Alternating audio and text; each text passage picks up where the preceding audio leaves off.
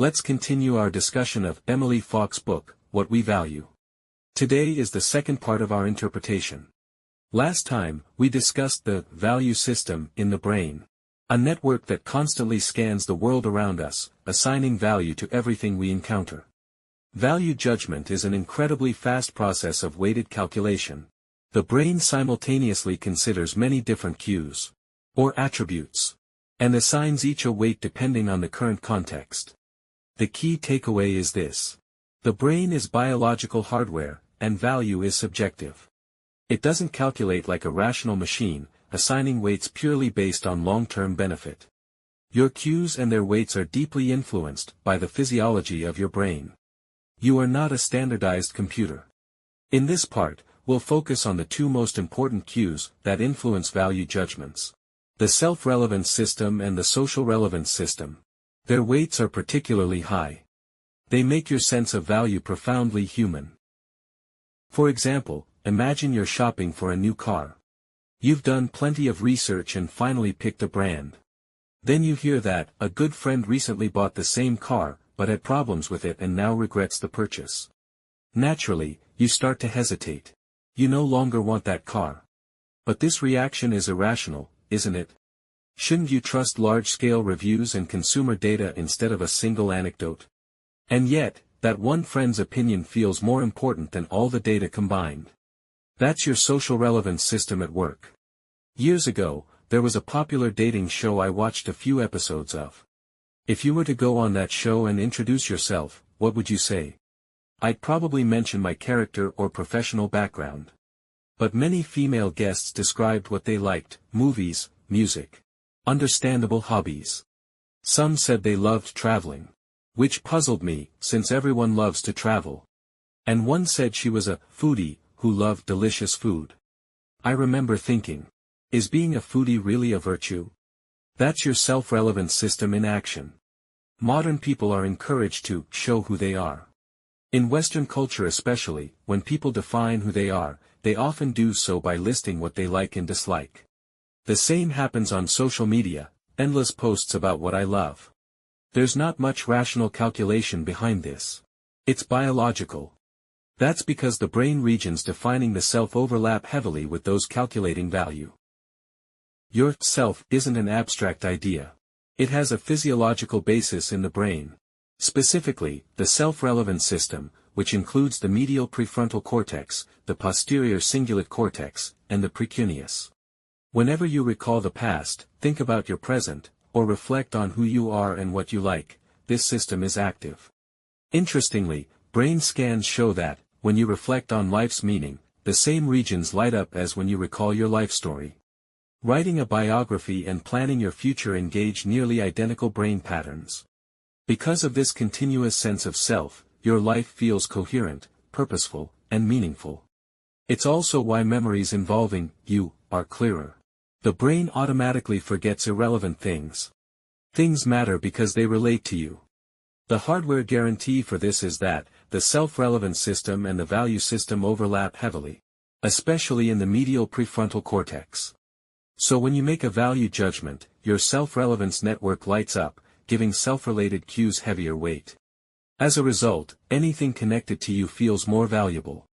That's why what you like defines who you are. And vice versa. It's also why people consistently overestimate their own abilities. Everyone thinks they're above-average drivers. Because mine automatically equals good. Ask anyone to describe their personality. They'll say they're kind, honest, loyal. And if you press them to name weaknesses, they'll pick ones that sound mild or hard to change. I'm a bit shy, I forget things sometimes, I could be more creative. In short, I is always good.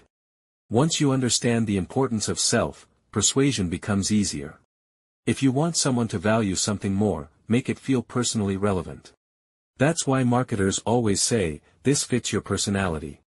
Words like personalized, custom, and exclusive edition all trigger the sense of self. Even Starbucks writes your name on the cup, and your satisfaction increases instantly. To persuade someone to take action, show them how it aligns with who they are. The good news is, we all have multiple aspects of self. So it's easy to find the connection. Just reframe the narrative. Falk shared her own example. Her brother once urged her to start running. She said, "I'm not the running type. I've always preferred reading." But he replied, "You're a professor. Someone who constantly improves through effort. Running is exactly that. Steady progress through practice. That is you." She was convinced. And stuck with it. Experiments confirm this effect. Linking something to self dramatically increases persuasion. Teachers and parents often underestimate people's need to be themselves. They want to mold every child into the same standardized person. But imitating others is exhausting. Everyone wants to be themselves. Especially for artists. Expressing themselves authentically feels amazing, but being forced to edit or conform feels infuriating. So having a distinct self matters deeply. At the same time, if you define yourself too narrowly, "This is me, that isn't me," you close many doors. A better way is to see the self as flexible and expandable.